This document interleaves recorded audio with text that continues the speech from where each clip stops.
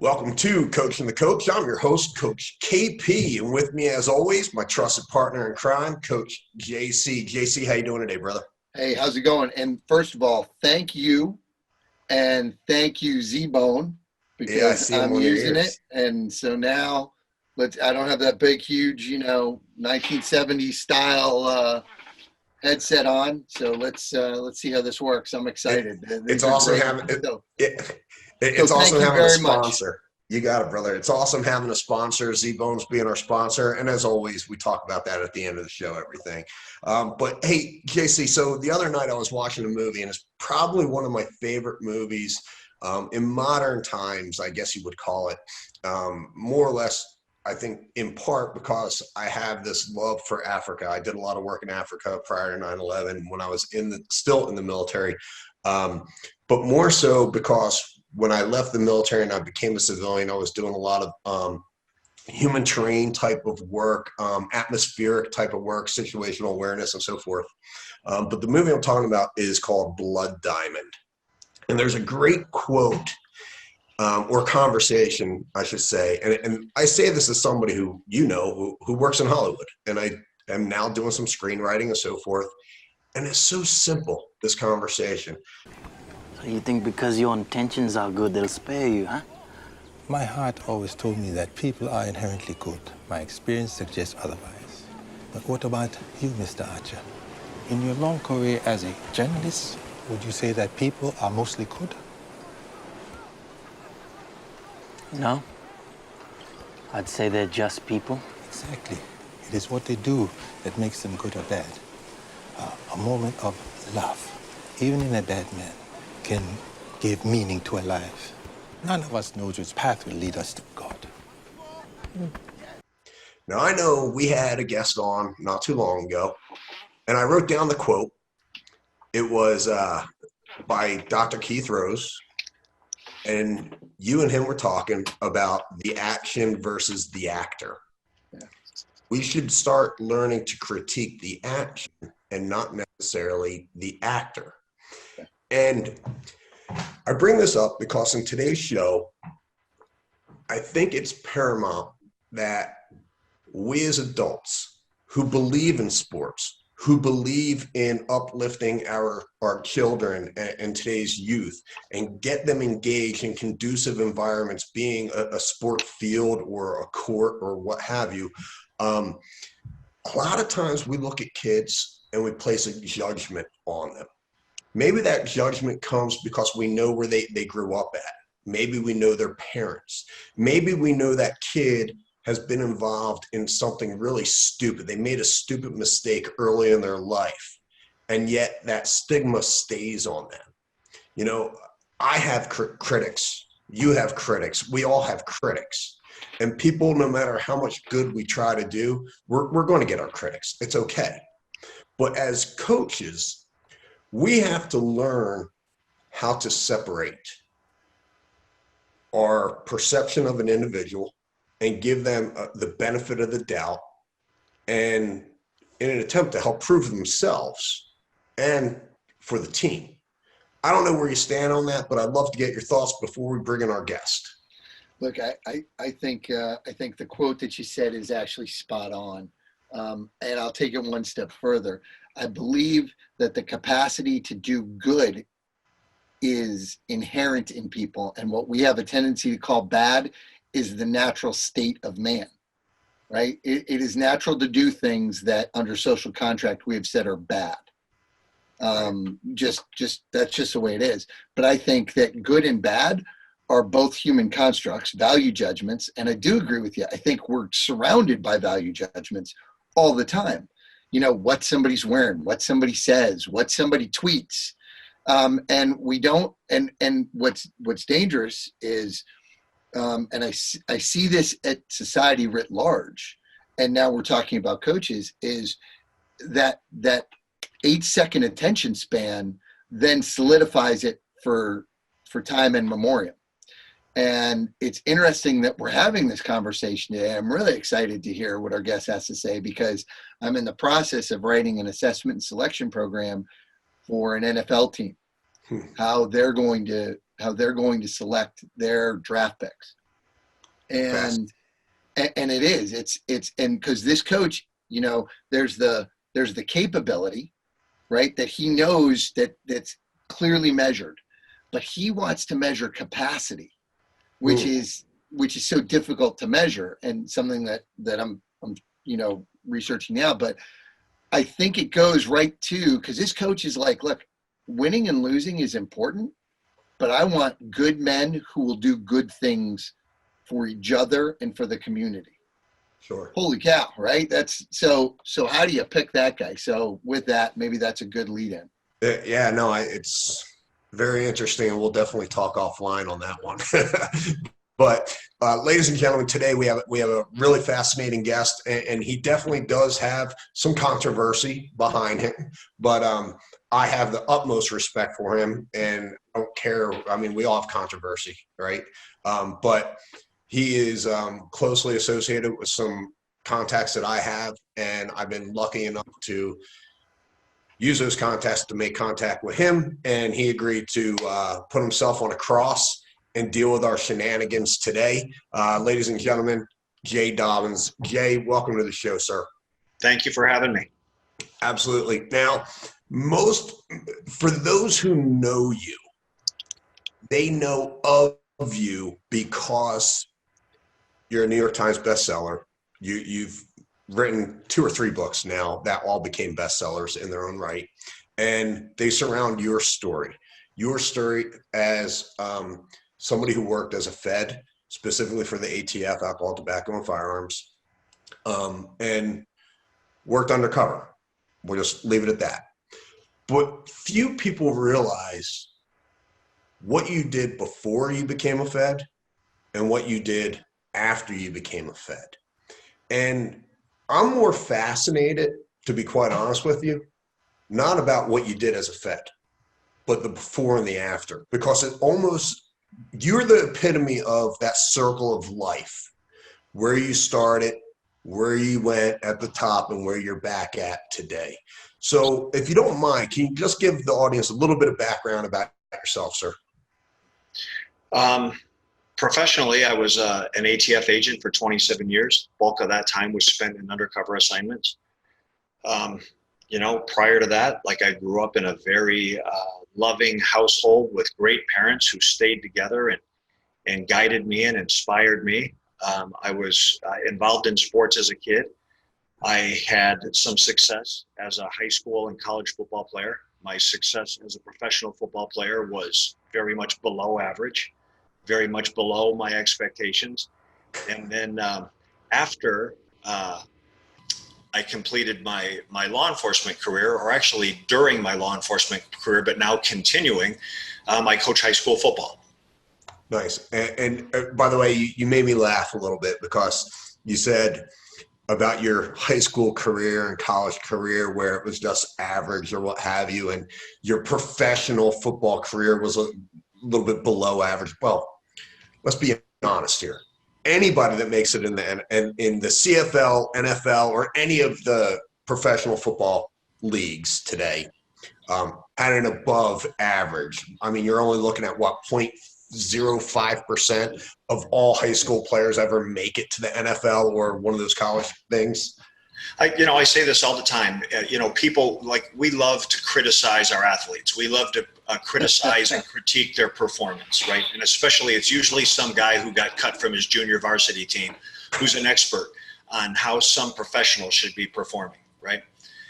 If you go to the worst team in the NFL, and then you go to their practice roster and you find the worst player on their practice roster, that kid is an amazing football player.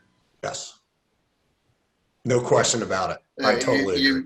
You nailed it. And I fortunately or unfortunately get to sit in the stands working with a lot of NFL and NBA teams and listen to the fans around me critique the coach, critique the players, all of whom I know personally, and sit there and go, this is usually an overweight, doesn't look like an athlete. I'm saying that maybe they are, maybe they were a terrific athlete at some time, but certainly looks like it's tough to get up now. Overserved, overfed individual who, and by the way, if you were that good, why aren't you out there? Right. So, yeah, I'm with you. So, but I think we've established you're a stud. Right, that's right. So, but Jay, one of the reasons why I wanted you on the show specifically is you do have a very unique law enforcement background, but it's a unique law enforcement background that transcends into sports, specifically with coaching and so forth. I knew growing up, we played a couple Catholic high school teams, and everybody used to talk about how the Catholic high schools were able to recruit their players from afar, wherever, and they would bus them in from 2 hours away or whatever, and this is right in the suburbs of Philadelphia. And what's interesting is how those coaches were capable and by the way, I'm talking about places in Camden, New Jersey, which we all know for years has been one of America's greatest hellholes. But they found ways to get these kids into places like Camden Catholic and so forth, and they were really legitimately amazing athletes. But what those coaches did, in many regards, was very similar to some of the work that you have done in infiltrating, if you will, communities or tribes, if we want to call them that, and building trust and getting those persons that do trust you to come on board, basically, to go on the Jay Dobins train. And I think more now than ever, due to the decline of student athletes, due to the decline of referees, due to the decline of sports in general in America, now more than ever, that is absolutely critical. And what I mean by that is critical, infiltrating these communities, building trust, and getting those tribes to want to jump on your bandwagon. And that's really what I would love to discuss with you more than anything is, what is the first step you take when you are doing that initial assessment of your situation and where you're trying to go? Like, how do you formulate your plan of action? Well, I'll tell you what, I'll answer this way, and I'm going to tie together a bunch of the things that have been said, like hopefully and consolidate them. Much of what I learned as a young athlete, as a young football player, the effects that my coaches and teammates had on me, had a great impact on my professional career as a federal agent. And then those events from my career as a federal agent and the teammates and the coaches I had there have had a great impact on me as a coach in this circle of life, right? You talk about some of these tougher neighborhoods and the kids that are there. You guys know from your own experiences, in country, out of country. We go to sections of our cities that have bad or rough reputations. Those areas are full. They're packed with good, innocent, hardworking people that simply want to live a safe and peaceful life. And there's small elements of those communities that dominate or that create a reputation for whatever that neighborhood or city is. Those kids are kids. And, you look at a kid's where he lives, or the neighborhood he's from, or the school he goes to, or the color of skin that he has. And people form assessments based on his hairstyle, based on how he wears his pants, based on his t-shirt, based on his brothers and sisters and his fathers and his grandfathers and the neighborhood he lives in. When you can break through all of that, you realize, man, there's really good kids out there that, like you said, they just need a chance, or in some cases, a second chance. Or in my case, I've made a million mistakes in my life, and God and the people in my life have given me 1,000,001 second chances. Sure. Now, but see, I'm going to play devil's advocate here.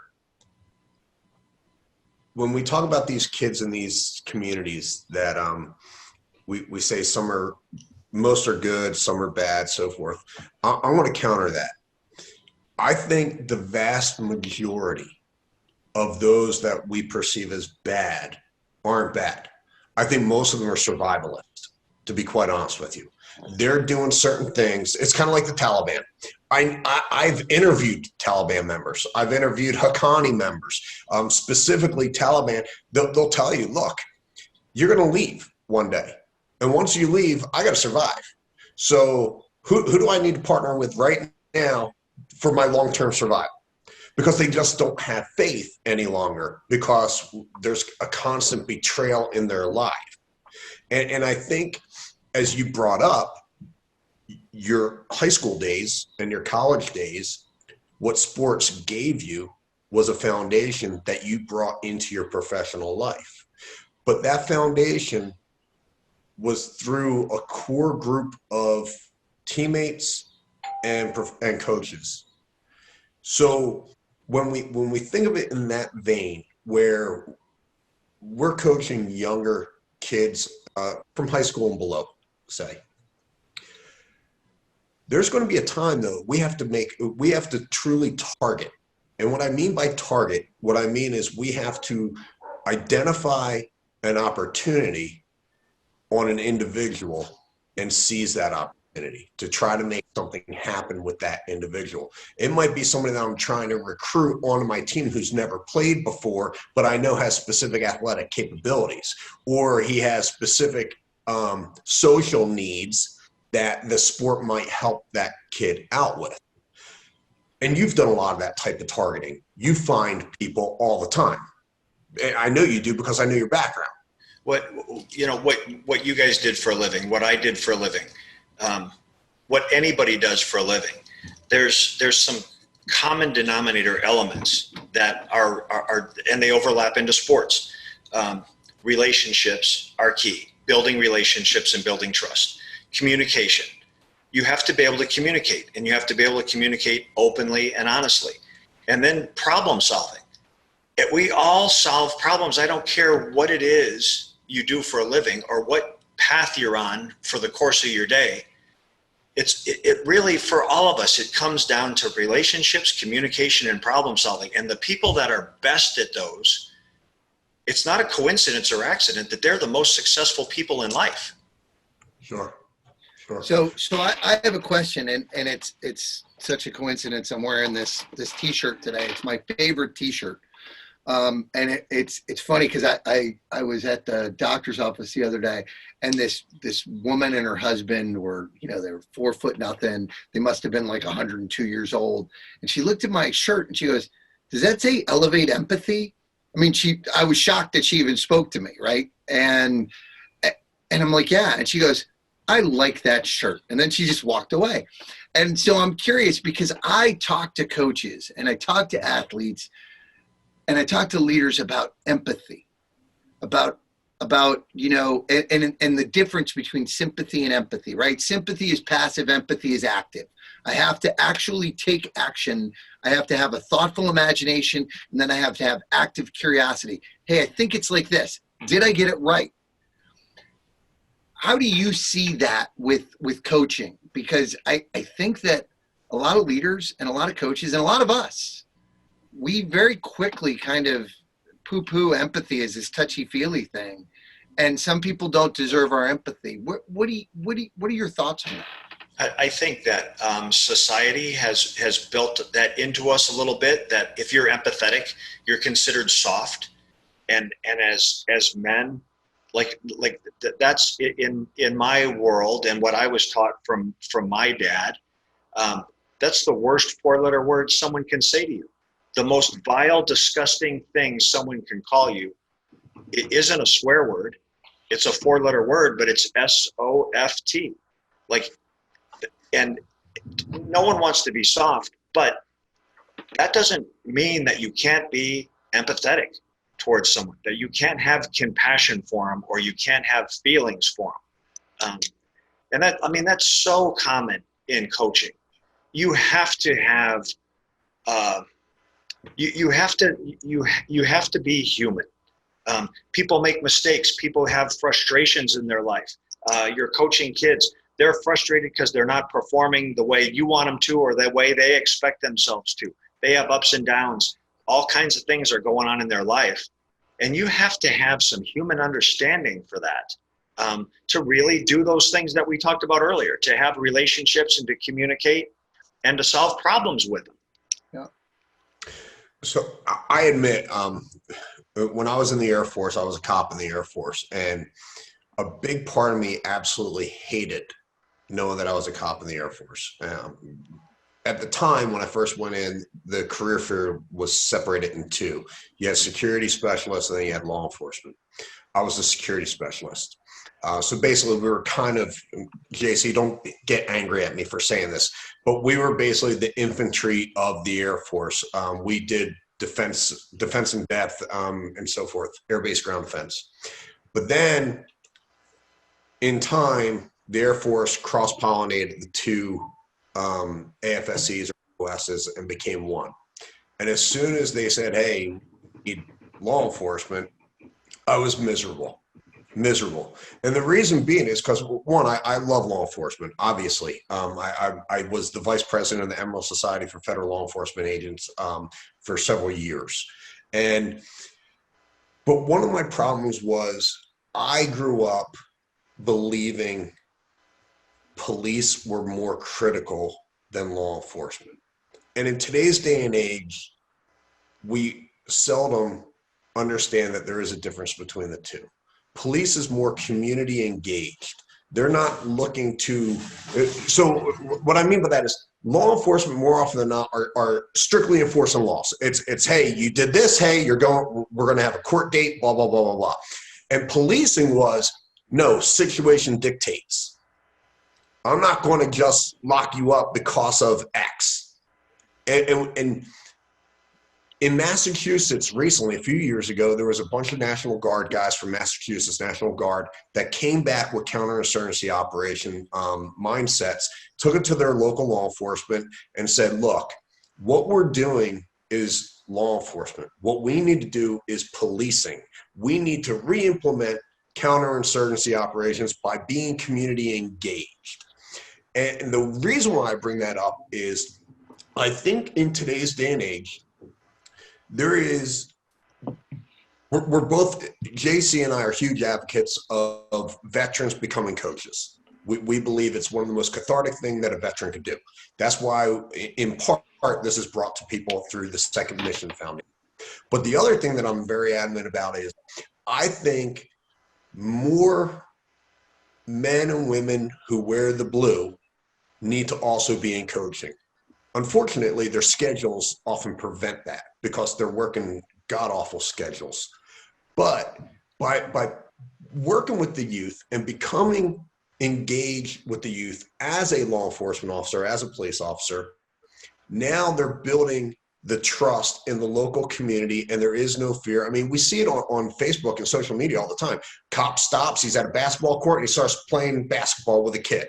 And everybody's like, dude, how cool is that? How cool is that? Well, wait a second. 20 years ago, it wasn't that cool. It was so common to see. But today's day and age, it's uncommon. And when you talk about kids and we talk about the troubles that kids have, in today's society, more often than not, to include adults, by the way, they don't trust cops. They don't. And I'm going to throw something at police officers, and I know I'm going to get a rash by it because I have a ton of friends of mine that are police officers. But the fact of the matter is, the police did it to themselves. The community may have created some sparks, but at the end of the day, the police failed to police their own, and they try to keep everything hush-hush in this little bubble. Nobody's on our forces doing any wrong. Yet when social media blossomed, there was a lot of things that happened that people were able to videotape and show a lot of wrongs. And I think today, more than anything, one of the greatest things that could happen in our local communities is seeing our law enforcement officers get out on the coaching field and the basketball courts and working diligently as individuals to rebuild the trust in the community. And by the way, when they do it as an individual, they're leading by example, and hopefully their workforce members, their teammates wearing the blue will jump on board and on that bandwagon with them. Thoughts? I think the evolution of policing is exactly as you described it. Not that long ago, when I came on the job, police responded to crime events and investigated crime events. They have over time assumed some like almost social worker responsibilities. Now they're responding to mental illness calls, domestic violence calls. They're making house calls from like oftentimes social workers. Welfare visits. Yeah. We just saw that. Yeah, and I think that so the demonization of law enforcement, right, that has come about. There are bad events that take place. There are bad apples in the basket. With any profession, with any level of society, with any group you want to put together, and with technology, with the ability to videotape events, and with that mindset, I will say this, that no one that carries a badge or a gun and does it with integrity wants those people in the profession either. Right. That they don't.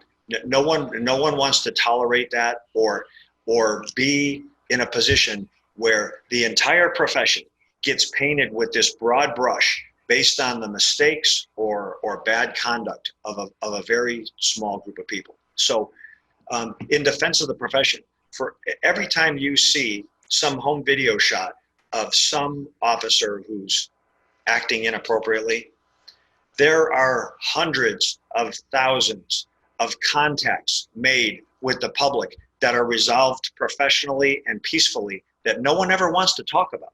That's right. That's exactly right. And there's probably a whole nother podcast about this. And I do get to work with some law enforcement agencies, and was fortunate enough to have the opportunity to become a deputy in my home county, and go to the academy and experience that.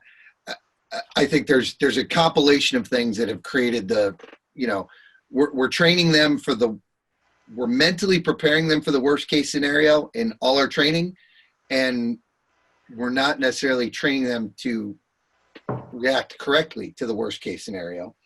And then we have a culture that we think is like a military culture. It is not like a military culture, nor should it be. When I was in the asymmetric warfare group, when we wanted to learn how to really conduct counterinsurgency operations, we recruited former police officers.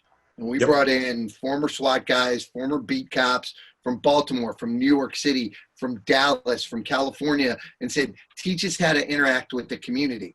And now I find myself doing that with police forces and showing them this is how we did that. Look how many LEPs we had, law enforcement professionals we had that were advisors in Afghanistan, in Iraq. And where do they all come from? NYPD, FBI, LA, and so forth. And it's interesting that you say, though, you're bringing that back now, where we needed them overseas, and now they kind of need guys like you, they see here in the U.S. I think effective lawmen, effective military men, when confronted with situations, are good at de-escalation, and I think that's important. I think that's communication, trying to de-escalate a situation versus escalating it. And you see, like a lot of these problems, the de-escalation tactics probably aren't there, or they're not effective at it, and it escalates to a situation that becomes out of control. When at least sometimes it didn't have to. It didn't have to go there. So I want you to take that. I want you to take that thought. I love that. I think you're 100%, and I think de-escalation tactics are really just establishing rapport and being a good human with another human. Tell me how you see the good and the bad in coaching with that, because I think you have tremendous opportunity to de-escalate in practices and games. And what I see over and over and over again is coaches escalating. And now I have an athlete who either shuts down or tries too hard, and they're ineffective at the outcome. So I'd love to hear your thoughts on that. When I see a coach who is screaming at his kids, I see a coach that doesn't have answers. I see a coach that doesn't have a solution, and his solution is to raise his voice and scream at kids. That's a coach that doesn't have an answer for that problem, and so that is his answer. That is the solution: to raise his voice, to raise his attitude. For me, as a coach, we play our games on Friday nights. That's not when I do my coaching. I do my coaching Monday through Thursday. My job is to prepare and demand. Prepare players with technique and with assignments and all those things. Demand that they perform at their highest level. And that's what I do during the week. When Friday gets here, man, the hay is in the barn on Friday night. They've either learned the techniques, they know the game plan, they're either prepared to perform or they're not. But screaming at a kid on a sidelines Friday night doesn't fix anything. When you, as a coach, when you see a problem, you have to identify how to fix it. It comes back to problem solving. So like I coach, I played wide receiver, so I coach the receivers. In all the years I've been coaching, I have never one time yelled at a kid for dropping a pass. The receiver, they know what their job is. They're trying to catch the pass. They want to go out there and catch the pass. Coaching is not saying, hey, catch that ball. It's looking at the situation and saying, why didn't you catch it? And what can we do together to fix that so it either doesn't happen again or keep repeating itself? That's what coaching is. I just want to tell this really quick story, Kerry. I was working with a professional team, and I was watching the receivers, and the receivers coach, who is a terrific guy, and I love him to death. And this was our first year working together. And this all-pro receiver doesn't catch a pass. And he goes to the receiver comes back, and he says, hey, this is what you got to do to catch that pass. And he left, and I went, do you really think he didn't know how to catch a pass? They go, how many balls do you think he's caught since he's touched a football? 100,000, 200,000? I mean, how many times has he done this? He goes, oh, I don't know. I said, so do you think that what you told him is something that he didn't know? Because coaches feel forced to talk. They feel forced to solve problems before they even understand what the problem is. They see the outcome result and think that that's the problem. The problem isn't that he didn't catch the ball. There was something else, because he knew. You're right, coach. He didn't. He knew he was supposed to catch the ball. So I said, why don't you just get curious and ask him what happened? So this guy happened to drop, a few drills later, he drops the ball. He goes, hey, what happened? And he goes, you know what? I didn't get my head turned around fast enough. I was watching the safety come over top of me, and I didn't turn around fast enough. You know what? You don't have to coach there anymore. You can move on to something else, because coaches never have enough time. You can move on to something else. I tell coaches, you should be the quietest person on the field, and everything should first be a question. Do you know what happened? If you knew what happened, we're going to move on. If you don't know, then we figure it out together. You become a sorry. I think you hit it on the head as a coach. When there's a mistake made, when that player self-identifies the mistake, you're so far ahead of the game. Yeah. Like, he knows what he did wrong, and he probably knows how to fix it. And I think that's what a good coach, one of the attributes behind a good coach is they're a facilitator for self-reflection.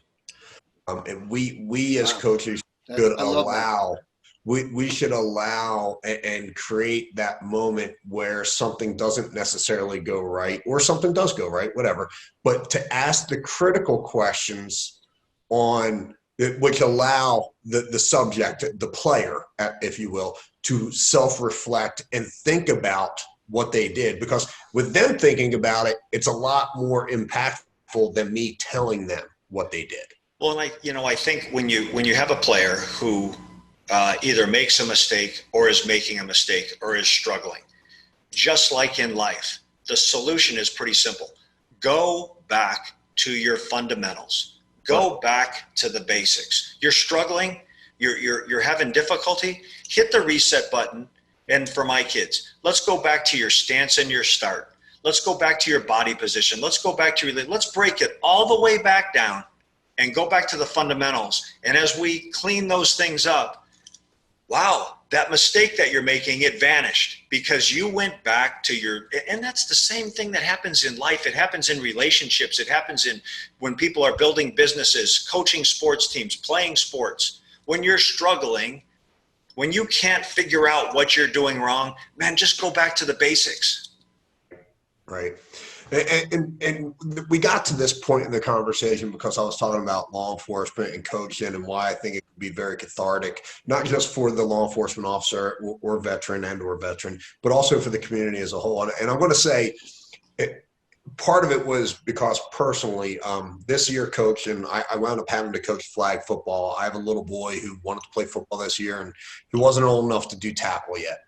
Well, my partner in crime, one of my coaches that I worked with, is a state trooper in Pennsylvania, state trooper. And I have observed this guy week after week. And as you said, he's quiet. Never hear him scream and yell. And I'm observing him and I'm seeing what he's doing.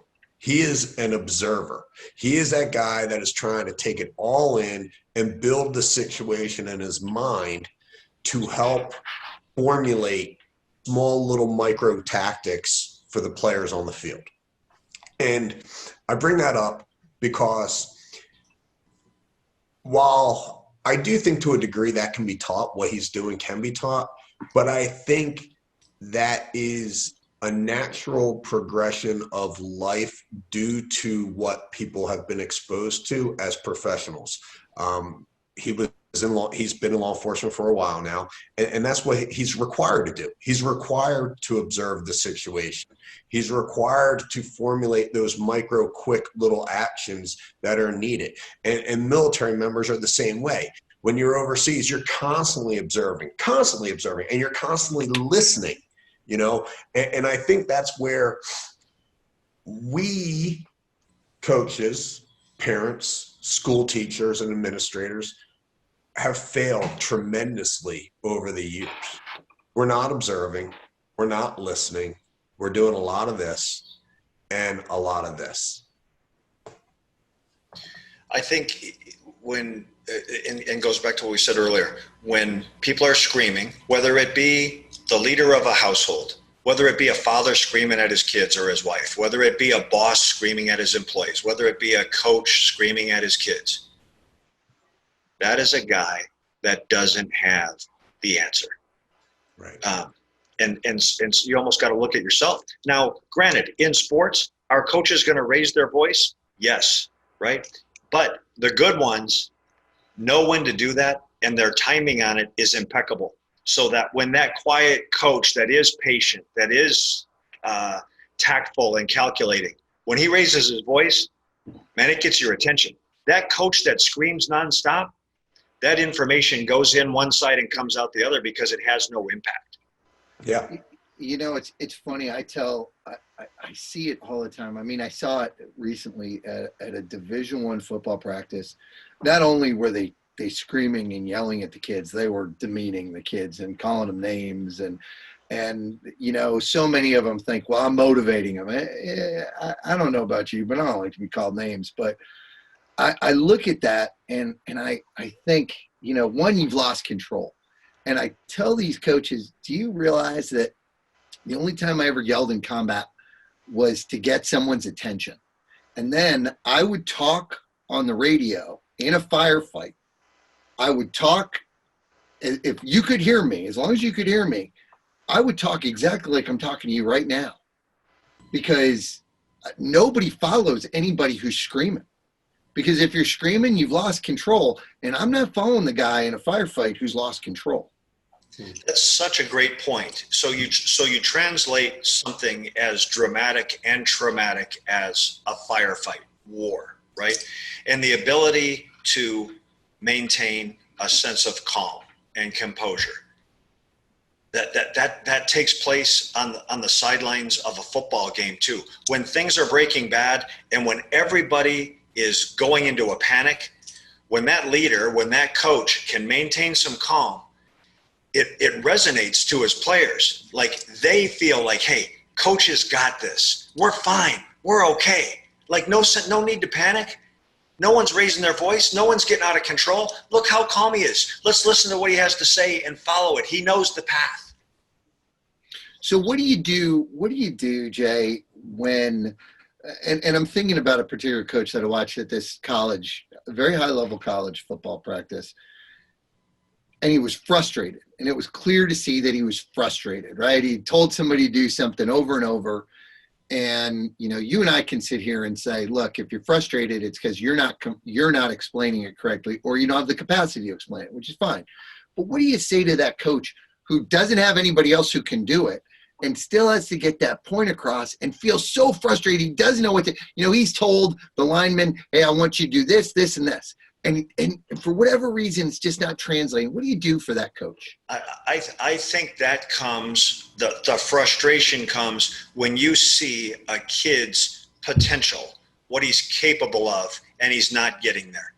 Like there's some kid, you're only going to run so fast. You're only going to jump so high. You're only going to physically grow to be so big or be so strong. So everyone has a point where they max out with what their ability is. As a coach, it's frustrating when you can't get a kid to the top of that. And that is frustrating. That's. So what do you do when that coach starts to yell? Because that's what I saw. I saw him frustrated, and I saw him, you know, and again, he took it one step too far in my mind. Like you got his attention, but then he continued with yelling and just berating the kid and calling him the P word and just everything. You know, one thing I learned very early on, and this was like one of those like life lessons we received from our fathers, right? So my dad was my hero. He was my idol. And as a young athlete, I remember my dad telling me, like, now I'm a little kid now, my dad telling me this. When a coach is yelling at you, that's a good thing. When they stop yelling at you, that's a bad thing. Because if they're yelling at you, they're still engaged with you. They still have hope for you. They're still trying to coach you and find a way to push your buttons and to push you. When a coach just stops yelling at you, now you're in trouble because that means he's given up. All right, so it would mean that the coach has to communicate. Jay and I had that. the same fan. I think Jay and I had the same father because I heard the same exact quote. And I believe in it, but I think then that the onus is again on the coach to say, okay, hey, I'm gonna yell at you, but that's because it means I believe in you, and I think you're not living up to the potential that I see in you. But if he doesn't communicate that message is really lost if you don't have your dad. Well, and I think sometimes too, as a coach, you have to hit the reset button and just make it personal and say, what part of what I'm trying to explain are you not understanding? Like, let me try to communicate this to you in a different way, because obviously the way that I'm using isn't being very effective. So let's try something else. Yeah. Jay, I got a question for you. Like when you've been doing this for a little while now, so how engaged are you with your athletes off the field? That's a good question. It's a tough question because like I want to have relationships with the kids I coach. I think it's important that I know their family structure, their brothers and sisters. It's very important that I know how they're doing in school. I ask them every day, man, how's school going? How are your grades? Are you having trouble? Those things are important.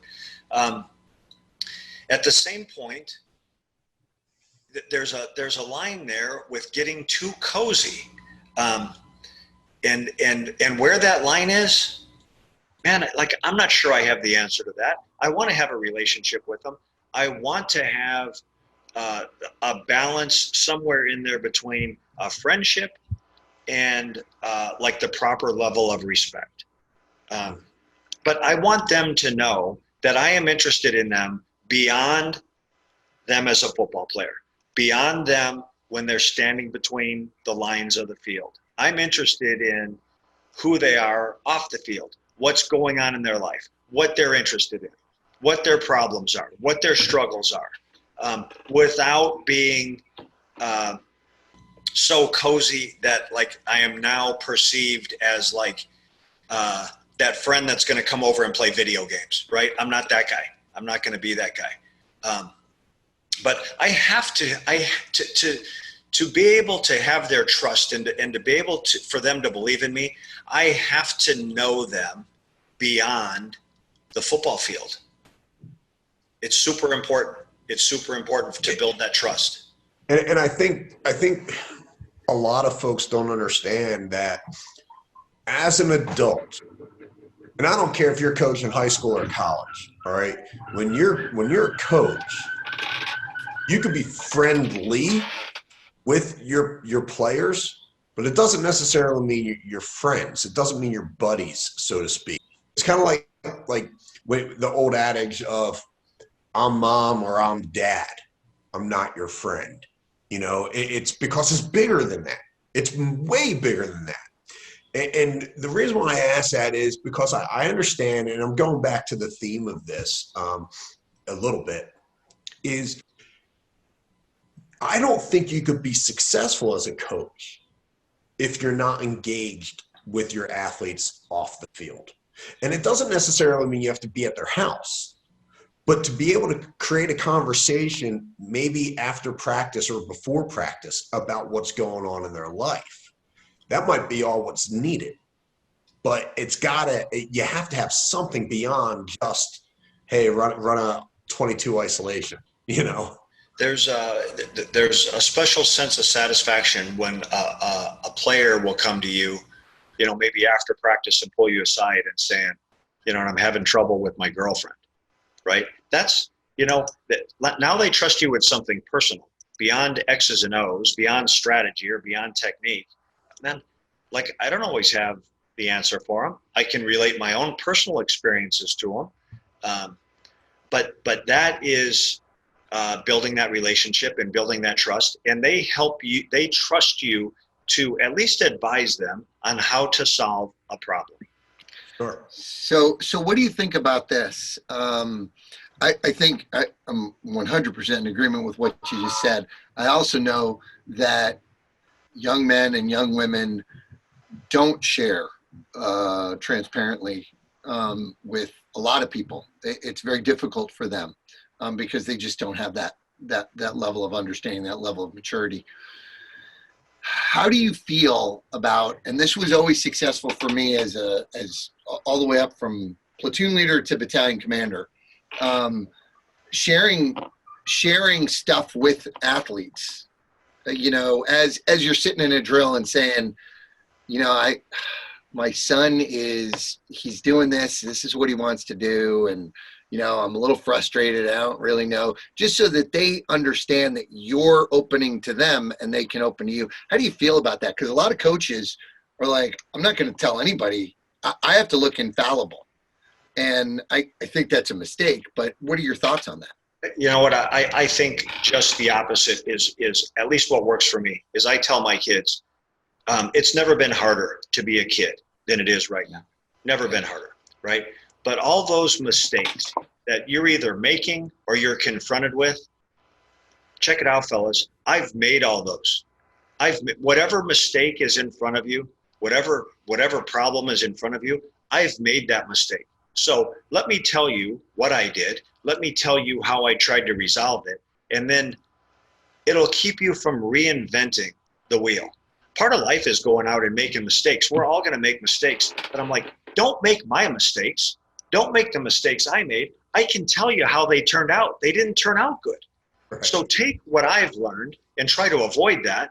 And then as you go make your own mistakes, you'll figure those out, right? And especially like today's athletes, the millennial athletes are coached so much different than we were coached. Their communication is so much different. So go back to this kid who approaches and says, hey, I'm having a problem with my girlfriend.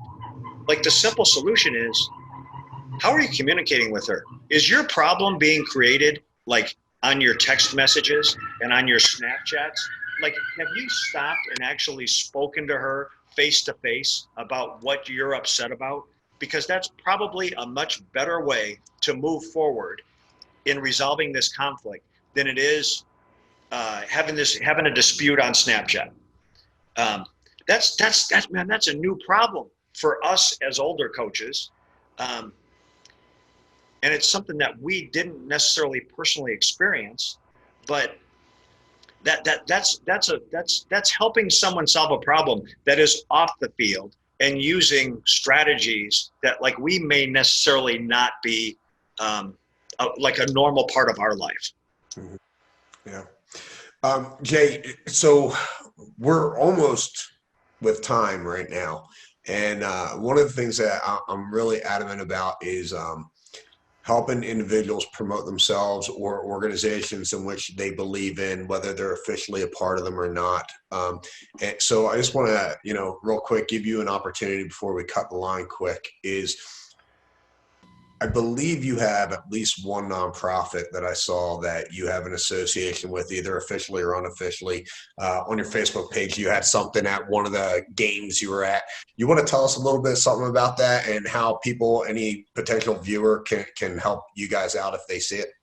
Yeah, you know what? I have grown to the point where for our public servants, for our first responders, and you guys, this is an intimate, sensitive subject for you guys too. First responder suicides are epidemic. It's epidemic in the military. Military suicides are epidemic, right? So I think we, as veterans of that, have an obligation to try to make an impact. So that's what I try to do when with my speaking. I don't go out when I have my speaking events. I go speak to law enforcement groups or speak to corporate groups. It's not an I love me story. It's not a series of like hero stories where I can flatter myself. It's actually like a very tragic story about mistakes I made, things that I did wrong, and trying to help other people avoid those situations. No different than what we talked about with doing with kids. I saw a quote, you mentioned the quote earlier when we opened about people are inherently, good or evil. I saw something very similar. A quote was, there's no such thing as amazing men. There's only amazing opportunities presented to men that they can either succeed or fail in. I'm not sure I agree with that. I think there are amazing men. I think there's amazing human beings out there that are inherently amazing, but I do agree with part of it. I think that there are amazing opportunities presented to all of us in big and small ways throughout the course of the day. And then when that opportunity is presented, like how do we react to it in an amazing way? Right. I think that's the standard we should set for ourselves, is to try to address whatever that opportunity is, whether it be in a relationship, coaching a kid, just how we communicate with each other. We should try to inspire others, and we should be inspired ourselves to respond to those opportunities, big or small, in an amazing way. No, I love it. And as I said earlier in the show, this show is presented in part by the Second Mission Foundation, which it's a nonprofit organization that was created by a very good friend of JC and mine, Charlie Faint. And it's not just for military veterans. It's also for first responders, law enforcement, ambulatory service personnel, fire, blah, blah, blah, blah, even contractors. I got to tell you, they have a couple events going on throughout the United States right now. And I posed a challenge in another episode that entailed coaching. Basically, it's one of those, how can we recruit more veterans to get into the coaching world. And I'd like to extend that challenge right now beyond just veterans. I'd like to extend that to our law enforcement brethren and our first responders and see how we can get them more included in the coaching world, whether it be coaching or as referees and so forth. And now that I got your contact information, don't be surprised if you hear from me in the very near future, and put you in contact with our buddy Charlie Fain from the Havoc Journal, Second Mission Foundation. So much of what you guys have experienced in the military, so much of what our first responders experience, in their day-to-day professional lives, translates to sports. And it's not technique, it's not stance and start, it's resiliency, it's overcoming obstacles, it's like fighting through when you're behind and when you're losing, and being and persevering through all those things. The people in your world experience that on a life and death level. Like, people live and die based on how they react and those decisions they make. Those events can be translated into the sports world, and when translated properly, man, like, is there a better way? Is there a better story to send your point home when you're talking to a team than some of those things that you guys have experienced, where people's actual lives were on the line? Right. Now, when you're talking to a sports team, a life's not on the line, but it can be translated in the way that the importance of performance, the importance of a game, those types of things. The importance of the guy on your right and the guy on your left. Yeah, and being unselfish and playing for something bigger than yourself. Yeah, absolutely. Absolutely. Hey, JC, by the way, before we get cut off with time, man, I see you got something around your ears, brother. As I said before, I love my new Z-Bones. They are really, truly incredible. This is the first time they literally came in the mail before this episode. I linked them to my computer. Absolutely love it. It is it's an experience you have to get a little used to. But I'm excited to go to the gym and give them a try there. Yeah, absolutely. And we are sponsored, obviously, by Z-Bones. We tell people all the time, if you want to try out these bone phones, Z-Bones, go to zbones.io/coach. Get yours today. And you're right, they take a little bit of time to get used to, but once you get used to them, they're pretty magical, in my opinion. By the way, as I said, somebody who's got hearing issues, and I got the tetanus ringing in my ears. Every time I put something inside my ear, I have issues. But with these on the side, on the bone, I haven't had issues yet. I love them to death. Again, if you're interested in a pair of Z-Bones, you could get yours at zbones.io/coach. I messed that one up, didn't I? zbones.io/coach. Get yours today. Ladies and gentlemen, have a great day. Seize it. Brought to you in part by the Second Mission Foundation.